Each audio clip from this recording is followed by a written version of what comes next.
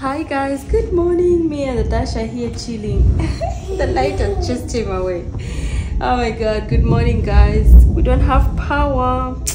There is a lot of wind outside. I think it's going to rain, so it has taken off our power. I don't know how weak these guys' lines are for real. It's just on and off, on and off. And me and Natasha just lying here, just having fun. It's so white. It's so light. Wow, it's so light. It's so white. It's so white. I know. Where's your bike? Hi, Bobby. Where's your bike? He's sleeping. He's sleeping? It's a baby. It's a baby. Are you real? So my hair has a lot of oil from yesterday's, salon day. So that's why I put on this cap so that I don't dirten my pillows. Otherwise, I think that is why I was getting, some pimples and stuff. But since I got to know what brings them, I worked on it and they have disappeared kind of. So I had to use this for the whole night. I don't like putting on caps during my sleep time because I feel like I'm suffocating. I sweat and all that. I feel like I can't breathe basically.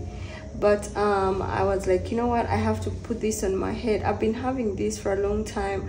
My husband got it for me, I don't know which year, and it's been lying in there. So I decided to use it and avoid the oils dirtying the pillowcases and getting my face sick, because I had to look up on the internet and try and find out what brings pimples on one side of your cheek. And that is what they said, like sleeping on a pillow that is too oily, or maybe if your face is too oily, or maybe sleeping on one side of your body. And I used to do that a lot because Adash was still a baby and he always wanted to sleep on my arm to use it as his pillow. So I think also that brought problems. Not so baby. So I'm trying to avoid a lot of things to bring back my skin to bring back my skin to normal. So hopefully it comes back to normal. So today is a Sunday and outside looks like it's going to be raining. I don't feel like doing anything. I just want to lie here on the couch, maybe take a nap, more 5-minute nap. But that is impossible, Adash is saying he's hungry already. So, let me go get him what to eat. Say bye.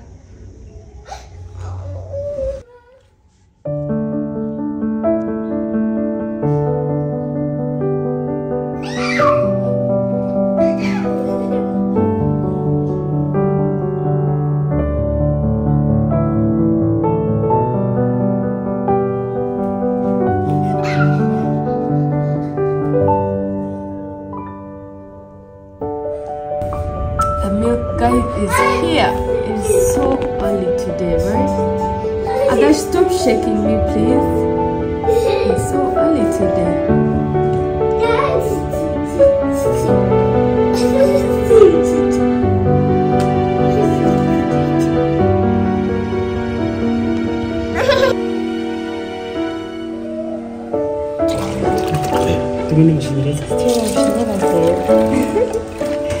Acho que é uma patinha.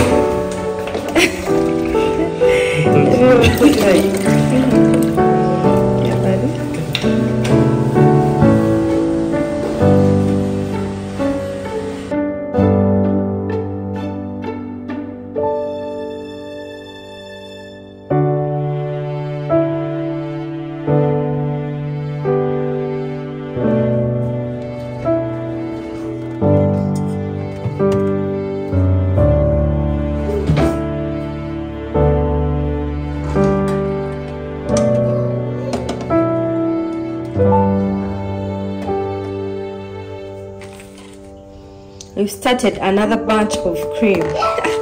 The other ones are all full. There is no space to keep cream anymore.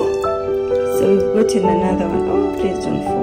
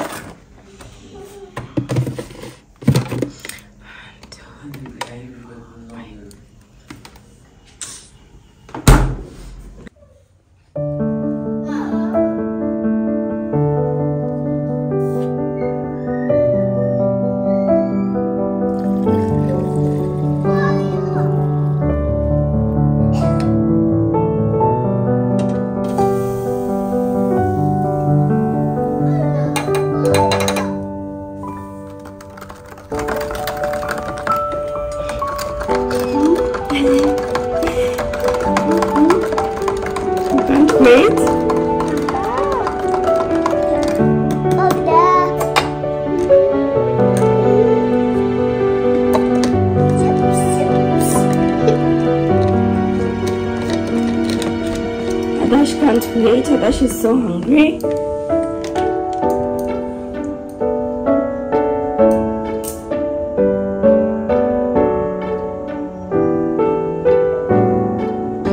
For breakfast today, I'm going to be making omelette, and I've added some tomatoes, some onions and green chili plus black pepper and salt in here. So I'll be making omelette for my husband. Adash is done taking his breakfast.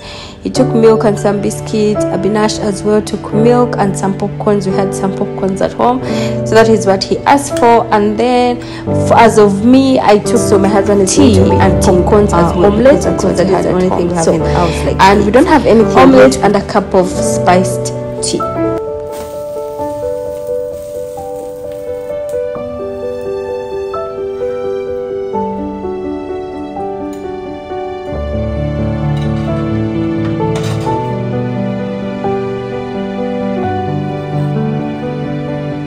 I'm adding some biscuits alongside the omelette, and I'll be adding some dates as well for him, as you know, I don't know why I did that, but anyway, I'm adding dates as, you know, something to give him a little bit of energy this early morning, because guys, he has to go and buy stuff. I feel like I don't want to go anywhere. I just want to stay home. So I was like, you should go alone and do the shopping, like the grocery shopping, because I won't be able to come. So here Abinash was making me talk a lot, and then by mistake I filled the cup too much because I was concentrating on whatever he was saying, and I had to take off some. So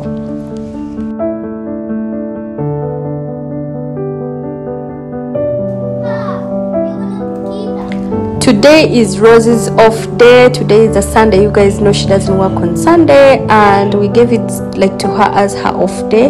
So today everything is looking at me. I have a lot of dishes to clean, and I've already cleaned the house, like, you know, everything is done, basically organizing the bedrooms, and Abinash is clean and the house is clean. I've already swept the house, so the only thing that is remaining is making lunch and then also cleaning the dishes. So I'm just going to start with cleaning the dishes right now, because for now this is more important than, you know, anything.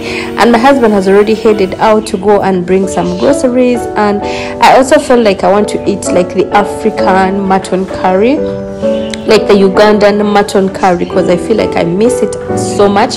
Okay, like whenever I visit home, my mom asks me, what do you want to eat? Do you want to eat mutton? I'm like, no, I usually prefer, you know, like fish or chicken or something like that when I go to her home. But this time around I felt like I miss eating the Ugandan, you know, mutton curry. So that is what I'm going to cook. I asked my husband to bring me some mutton from the supermarket, and he has gone, so he's gonna bring the grocery while I'm cleaning here.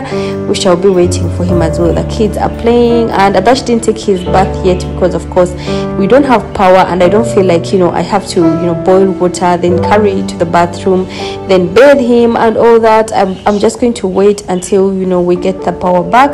That is when he will bathe, you know what I'm saying. And you know, I just don't like using the gas to, you know, boil up water. I feel like, first of all, I feel like it wastes my time. Secondly, carrying it to the bathroom, I feel so lazy about it. Okay, we used to do it growing up a lot, but I don't know, this time around I don't feel like doing that. I'm like, you know what, let's just wait until the power comes back, and then he will bathe. If the weather is too hot, then he will use, you know, the water from the bathroom tap, because at times it comes when it is warm.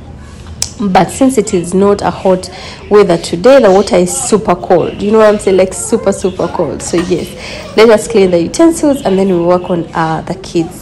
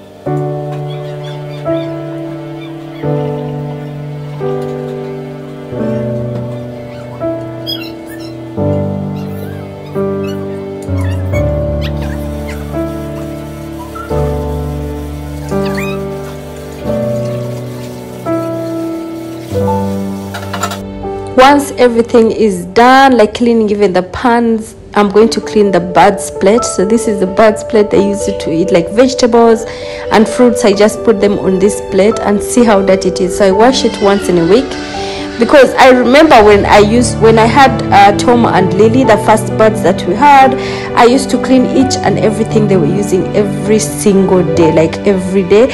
I don't know, maybe, and I used to use like wipes and stuff like that. But then when I got these birds, like after getting these birds, not recently of course, the guy that we got them from, like, he has like a farm of birds, like different types of birds. So he was like, you know, these are birds that are used to being like in a forest or in trees or something like that.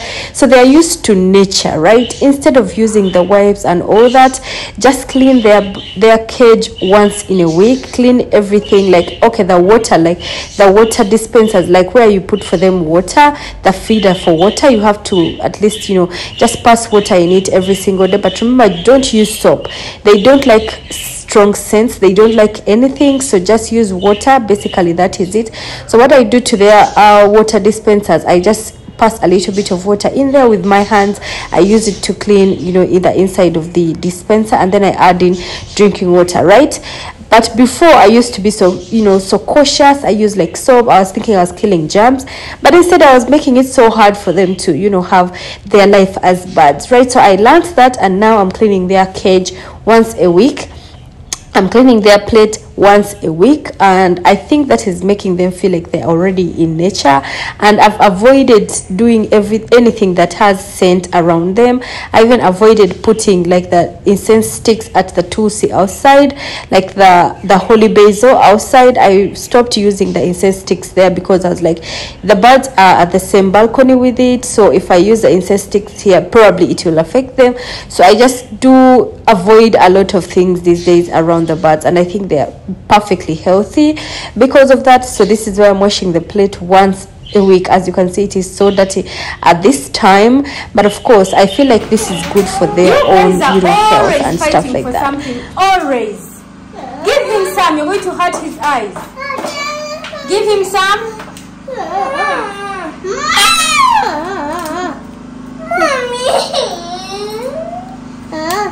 Always fighting for something. You always like to give others something. You don't give me anything. I thought it. Okay, another one is here. You always give others something, but you don't give me. I don't know whether it's only my kids, but these boys are always fighting. I've just showed you a little bit of what I go through every single time. Anyway, so I'm already done with all the dishes and clean the sink top.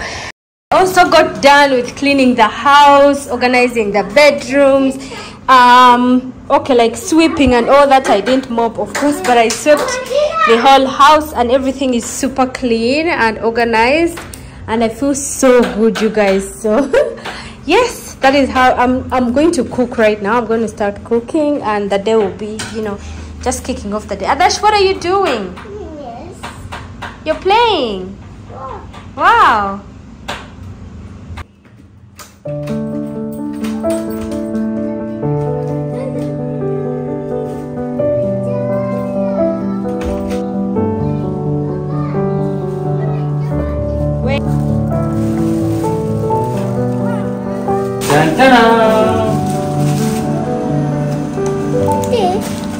Thank you. Oh, open.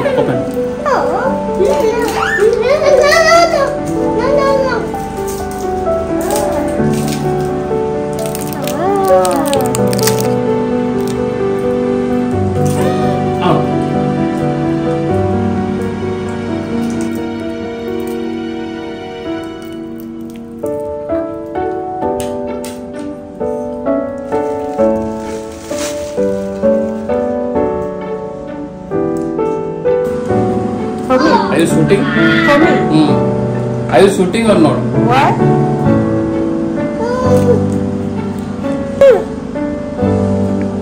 It's bitter. That is the same.